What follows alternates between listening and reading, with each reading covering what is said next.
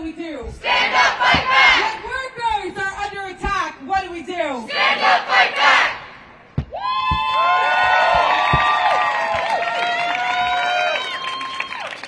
From D.C.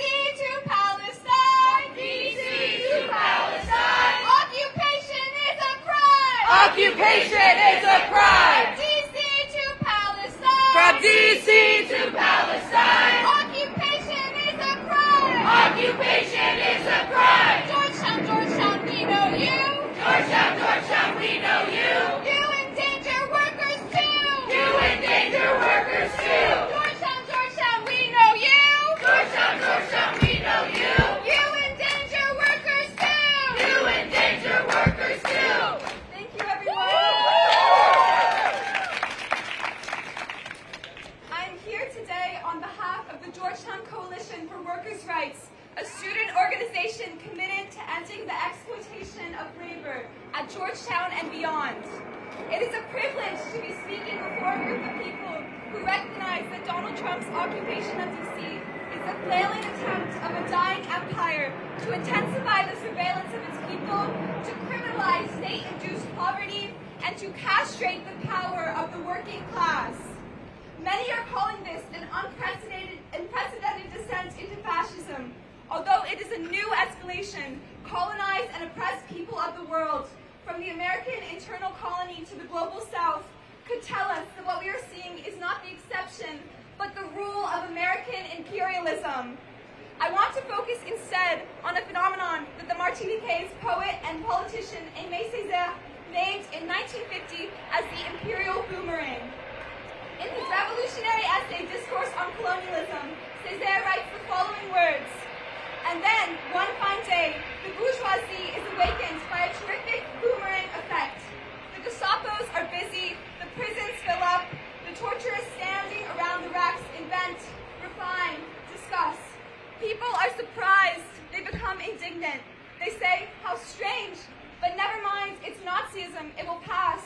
And they wait, and they hope, and they hide the truth from themselves, that it is barbarism, the supreme barbarism, the crowning barbarism that sums up all the daily barbarisms, that it is Nazism, yes, but that before they were its victims, they were its accomplices, that they tolerated that Nazism before it was inflicted on them, that they absolved it, shut their eyes to it, legitimized it, because until then, it had been applied only to non-European peoples.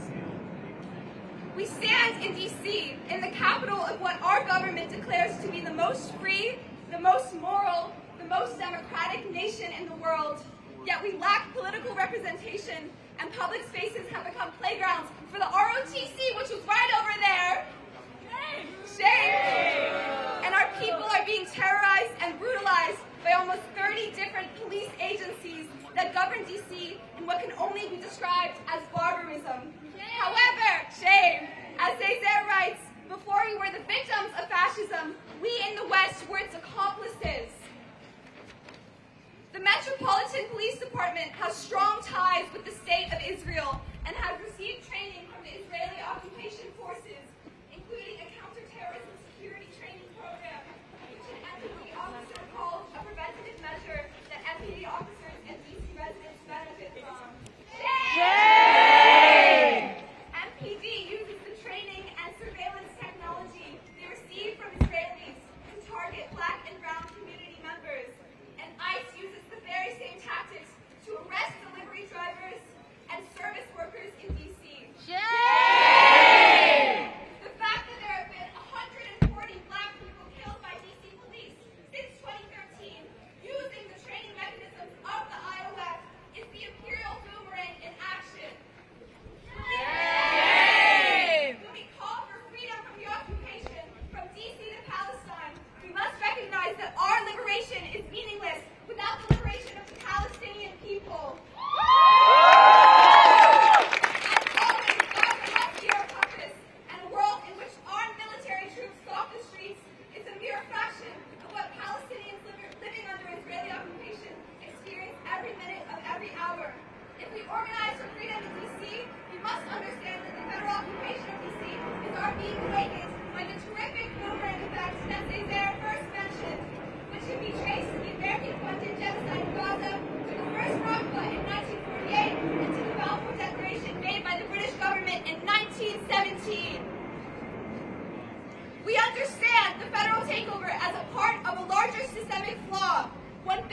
any single politician. While much of the conversation around the federal occupation of D.C. has centered on restoring the power of the local government, the administration of our Mayor Muriel Bowser laid the groundwork for the Trump administration. Last year, Democrats in City Hall passed the D.C. Secure Omnibus Crime Bill, which used the exact same justification of law and order to legalize our constant video surveillance under the pretense of eliminating crime. The local government, far before the federal occupation, expanded pretrial detention and cleared homeless encampments using inhumane measures. We cannot solely call for an end to federal occupation, but also for the end of the careers of politicians like Bowser, who profess to share priorities with the Trump administration and who have sold their souls and their civic obligation to their community for profit. If we refuse to accept the federal takeover of our streets, then we must also recognize that the liberal status quo in our city started the work of targeting black and brown communities that Trump is now finishing. ICE rides alongside our local police, leading to a tenfold increase in the typical number of ICE arrests in the first 2 weeks of the federal occupation. The immigrants who are the moral and economic backbone of this city are the very first targets of militarization and surveillance. Just last Thursday, we saw at a Hyundai plant in Georgia that immigrant labor is precisely what the federal officers are after. As ICE agents brutalized 475 people working in a plant outside of Savannah, the majority of which were Korean immigrants, it is deliberate and barbaric war against the working people of this country. I wish to end this speech by speaking about the place where we currently stand at Georgetown University. Interim President Robert Groves proudly proclaims that the university would do the work of fascism for the federal government by enforcing mask bans on campus after a protest last spring where GUPD dragged students out of Healy Hall for protesting the university's complicity in genocide. Not only does the mask ban endanger student protesters, infringe on personal liberties, and expose immunocompromised community members, but it is a distraction from the fact that our administration allowed federal agents to enter private university property and has refused to declare a sanctuary campus or protect its immigrant workers on temporary protective status. Georgetown is a corporation investing millions in genocide while exploiting its predominantly black and Latino labor force. While Georgetown likes to pretend that the repression stems only from the Trump administration's crackdown on immigrant populations, we know that this university has been infringing on the rights of its workers for decades. Shame! Nowhere is that more clear than in a recent decision announced by the university to cut the Georgetown University Transportation Shuttle, or GUTS buses. As a part of a string of decisions to bring in subcontractors to save money, the Georgetown administration, led by Chief Operating Officer David Green, is trying to eliminate all GUTS positions, forcing workers who have been driving for GUTS for decades to find alternate positions and accept pay cuts and precarious healthcare services because Georgetown claims it cannot afford to keep the fleet. Shame!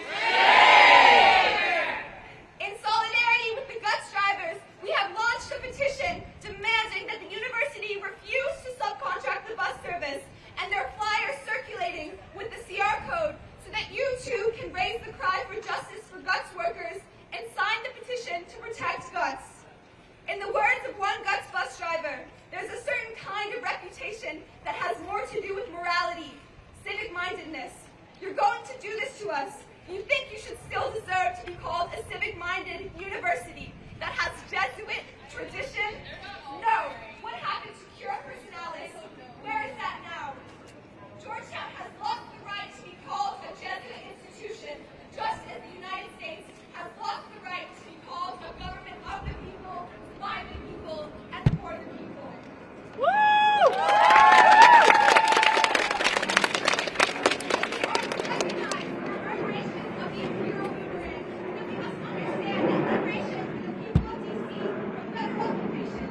Meeting